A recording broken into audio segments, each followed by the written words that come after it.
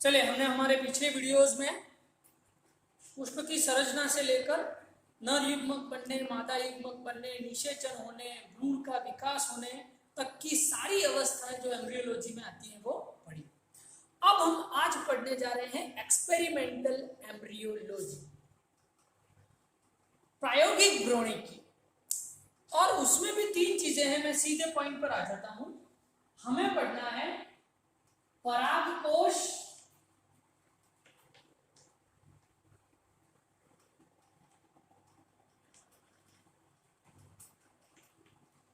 भ्रूणकोश और भ्रूण। इन तीनों का संवर्धन पढ़ना है। अब संवर्धन क्या होता है, आपने टिश्यू कल्चर टेक्निक में पढ़ा होगा या हल्का सा परिचय आपने 12th क्लास में देखा होगा कि परागकोश को या भ्रूणकोश को या भ्रूण को पादप से अलग करके किसी तरल माध्यम में रखा जाता है जिसमें पोषक पदार्थ होते हैं, और इस तरह से इन ऊतकों की वृद्धि होती है और नए पादप विकसित होते हैं। अब ये तकनीक क्यों काम में ली जाती है? क्योंकि नेचुरली जब भ्रूण विकसित नहीं हो पाता तो ये तरीके काम में लिए जाते हैं। दूसरा, इसमें कम समय में अधिक संख्या में पौधे उत्पन्न हो सकते हैं। वेजिटेटिव प्रोपोगेशन का एक तरीका ये, अब आप टिश्यू कल्चर में डिटेल पढ़ेंगे, 3rd ईयर में आपके आता है। तो अभी हम एक एक करके इसको देखते हैं। कंसेप्ट सीधा सा ये है कि पौधे के किसी ऊतक को लो, टुकड़े को लो, उसे जो पोषक पदार्थ चाहिए वो उसे दो एक तरल माध्यम के रूप में, उस पर ऊतक को रखो, वो पोषण प्राप्त करके धीरे धीरे कोशिकाओं का समूह बन जाएगा, और वो कोशिकाओं का समूह एक तरह से भ्रूण का काम करेगा और उससे नया पादप विकसित हो जाएगा बिना बीज के, है ना, बिना निषेचन के। तो एक तरह से ये स्पोरोफिटिक भ्रूण है, बीजाणुद्वितीय भ्रूण है, वास्तविक भ्रूण नहीं है। तो चलिए हमारा पहला पॉइंट हम शुरू करते हैं, परागकोश संवर्धन।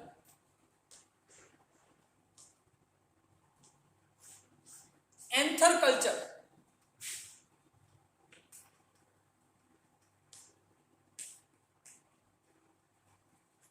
तो पहले तो एंथर कल्चर क्या है सिंपल समझा देता हूं। ये पूतंतु, ये परागकोश, इसमें परागकण है।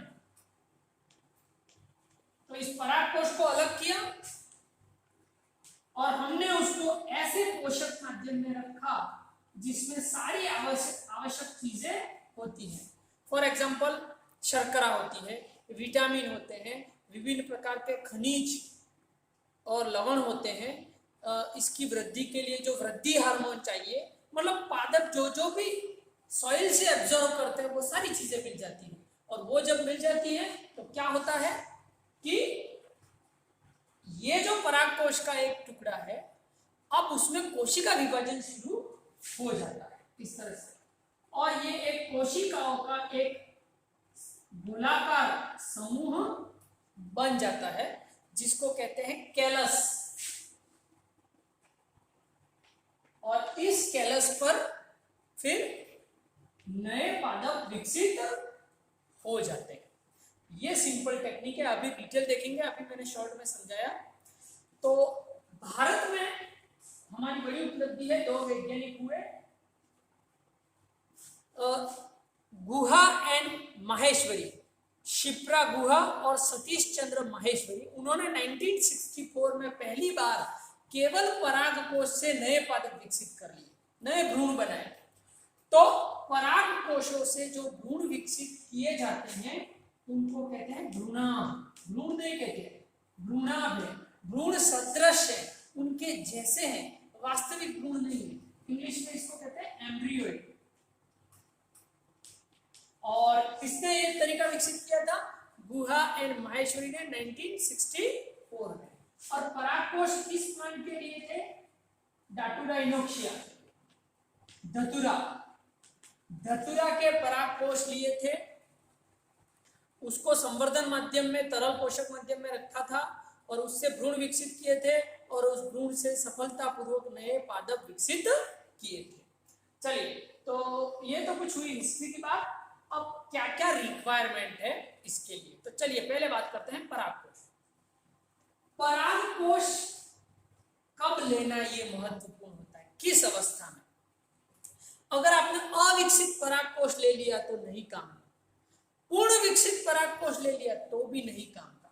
सबसे उपयुक्त अवस्था यह होती है कि जब इसके पराग कणों में प्रथम अर्धसूत्री विभाजन हो जाए, तब परागकोश अब आगे भ्रूण बनाने के लिए उपयुक्त होता है। तो ये टाइमिंग का ध्यान रखना आवश्यक है। कब?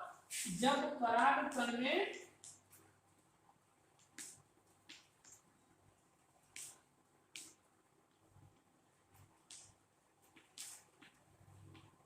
पहला मियोसिस प्रथम समसूत्री विभाजन हो जाए।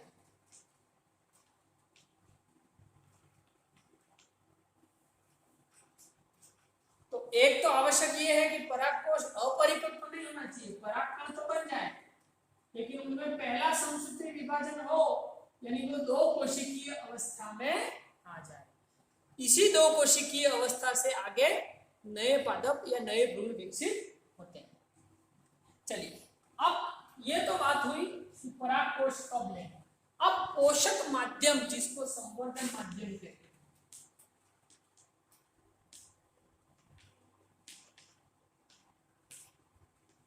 इसको इंग्लिश में कहते हैं कल्चर मीडियम।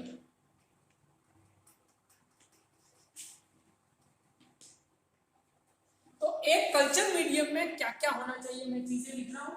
एक तो कोई भी कार्बोहाइड्रेट होना चाहिए, शुगर होनी चाहिए, शर्करा, विटामिन का होना आवश्यक है, खनिज लवण का होना आवश्यक है,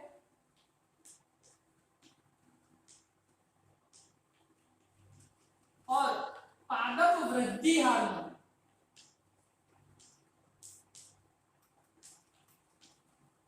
ये चीजें होना आवश्यक है। इन सबको मिला के जो पोषक माध्यम बनता है उसी को कहते हैं संवर्धन माध्यम। अब हमारे परागकोश के संवर्धन के लिए प्रायः लगभग 6 से 12% सांद्रता वाला शर्करा का विलयन लिया जाता है। विभिन्न प्रकार के जो लवण हैं वो भी लिए जाते हैं, और इसमें वृद्धि हार्मोन के रूप में प्रायः काइनेटिन, साइटोकाइनिन या जियाटिन, ये कुछ वृद्धि हार्मोन होते हैं, इनका उपयोग किया जाता है। ठीक है, तो बहुत सारे पादप ऐसे हैं जिनमें सफलतापूर्वक इस विधि द्वारा क्या किया जाता है, नए भ्रूण विकसित किए जाते हैं। तो इसके चरण क्या होते हैं, मैं वापस डायग्राम से बनाता हूं कि ये पोषक माध्यम,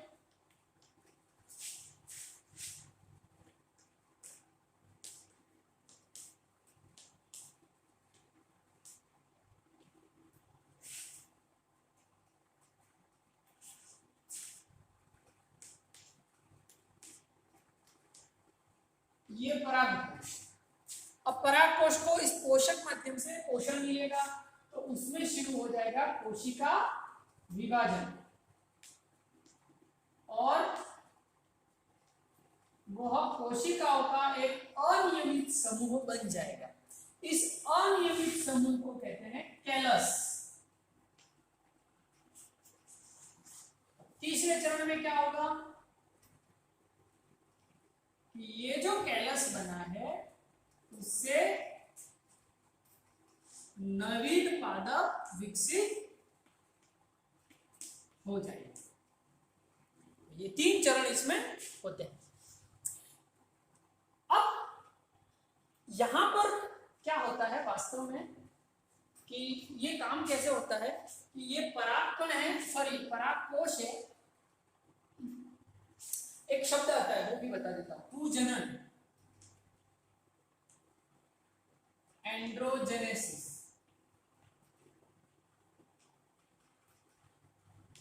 देखिए, वास्तव में परागकोश की भित्ति से कोई भ्रूण नहीं बनता है, परागकोश के भीतर जो परागकण होते हैं उससे भ्रूण बनता है। तो परागकण से भ्रूण के बनने की प्रक्रिया को पूजनन या एंड्रोजेनेसिस कहते हैं। तो होता क्या है कि ये परागकण है मान लो, तो उसके भीतर ऐसा अनियमित समूह कोशिका का बनता है, फिर ये इसकी भित्ति को तोड़ता है और बाहर आ जाता है। अब ये कैलस के रूप में काम करता है और उस पर नए पादप विकसित हो जाते हैं। ये पूजनन कहलाता है। अब इसमें कुछ समस्या है। समस्या ये है, एक परागकोश में अलग अलग परागकण होते हैं जिनकी आनुवंशिक संरचना अलग अलग होती है। तो अलग अलग आनुवंशिक संरचना वाले ये परागकण होते हैं, तो इनसे जो भ्रूण बनते हैं उनमें थोड़ी एब्नॉर्मलिटी आ जाती है। इनको कहते हैं काइमेरा, विचित्रोत्तक। विचित्रोत्तक कि इससे जो ये अनियमित कोशिकाओं का समूह बनता है उसमें कुछ विचित्र उत्तक बनते हैं, एब्नॉर्मलिटी आ जाती है, क्योंकि सभी परागकण ये विभाजित हुए और कोशिकाओं का समूह बन गया।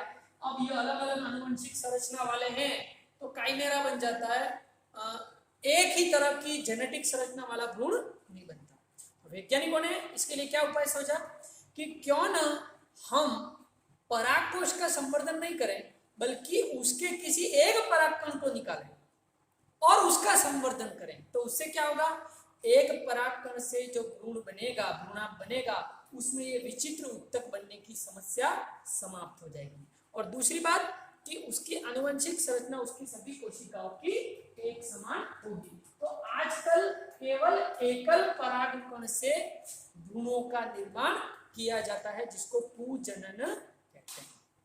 अच्छा देखिए, अब इन सब का महत्व क्या है, ये क्यों कर रहे हैं? परागकण कैसा होता है? अगुणित, हैप्लॉइड, यानी इससे जो भ्रूण बनते हैं वो भी कैसे होते हैं? हैप्लॉइड। तो अगुणित पादपों के उत्पादन के लिए ये तकनीक काम में ली जाती है। तो प्रश्न ये उठता है कि अगुणित पादप हमें उत्पन्न क्यों करने हैं, क्या महत्व है? तो इसके कुछ महत्व है। देखिए, पहले तो अगुणित क्या है पता होना चाहिए, बहुत सारे लोगों को नहीं पता। हम मनुष्य में हम डिप्लॉइड है, 46 क्रोमोसोम है, तो उसमें 23 के 2 सेट है इस तरह से, ये 1 2 3 इस तरह से 23 और ये 1 2 3 इस तरह से 23, ये एक सेट और ये दूसरा सेट, इसलिए हम डिप्लॉइड है। हर एक क्रोमोसोम की एक दूसरी सेम कॉपी होती है, डबल कॉपी। अब अगुणित किसको कहते हैं? जिसमें केवल गुणसूत्रों का एक ही सेट हो, उसकी कोई एक्स्ट्रा कॉपी नहीं हो। तो इसका एक फायदा है कि जो अगुणित पौधे होते हैं, पहली बात तो वो आनुवंशिक अध्ययनों के लिए, रसायनों के प्रभावों का अध्ययन करने के लिए, उत्परिवर्तन का अध्ययन करने के लिए बेस्ट होते हैं, सही रिजल्ट देते हैं। डिप्लॉइड या द्विगुणित पादप होते हैं, उनमें हमारे प्रयोग सही परिणाम नहीं देते। दूसरा, पादप प्रजनन में इसका उपयोग किया जाता है। पादप प्रजनन में शुद्ध वंशक्रम, आपने पढ़ा होगा प्योर लाइन, यानी ऐसे पौधे चाहिए जिसके सभी जो एलील है वो समयुग्मजी हो, विषम युग्मजी नहीं। आपने पढ़ा होगा कैपिटल टी स्मॉल टी विषम युग्मजी, कैपिटल टी समयुग्मजी। तो प्योर ब्रीडिंग जो प्लांट होते हैं उनमें एलील समयुग्मजी होते हैं। तो अगुणित पादपों को अगर हम डिप्लॉइड बना दें, किसी तरह से द्विगुणित कर दे, तो इनमें सारे एलील कैसे हो जाएंगे? समयुग्मजी। तब ये पादप प्रजनन या नई किस्मों के, नई उन्नत किस्मों के निर्माण के लिए अति महत्वपूर्ण हो जाते हैं। तो प्रश्न ये उठता है कि अगुणित पादपों को द्विगुणित कैसे करें? तो उसके दो तरीके। एक रसायन आता है जिसका नाम है कॉल्चिसिन, इंपोर्टेंट। कॉल्चिकम ऑटमनेल करके एक लिलिएसी कुल का प्लांट होता है, उसमें ये केमिकल होता है। अगर हम हैप्लॉइड प्लांट को कॉल्चिसिन से ट्रीटमेंट करें तो वो अपने आप डिप्लॉइड हो जाता है। अब ये होता कैसे है, आप बड़ी कक्षाओं में पढ़ोगे। एक्चुअली वो कोशिका विभाजन की प्रक्रिया में इंटरफियर करता है कि जब माइक्रोट्यूबल बनते हैं, स्पिंडल फाइबर बनते हैं, तो उनके स्पिंडल फाइबर के बनने में ये अवरोध पैदा करता है, जिससे गुणसूत्र दोनों ध्रुवों पर नहीं जाकर एक ही ध्रुव पर रहते हैं एक कॉमन न्यूक्लियर मेम्ब्रेन बनती है और कोशिका डिप्लॉइड हो जाती है। तो एक तो ये इंपॉर्टेंट है कोल्चिसिन, जो किससे प्राप्त होता है,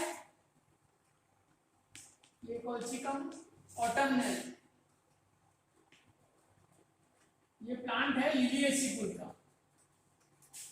दूसरा तरीका दो वैज्ञानिक थे, काशा एंड काओ, उन्होंने डेवलप किया था, जिसको कहते हैं बल्बोजम मेथड। उन्होंने क्या किया, दो प्लांट लिए, सफलतापूर्वक उन्होंने ये करके बताया। एक तो हॉइडियम वुल्गेर,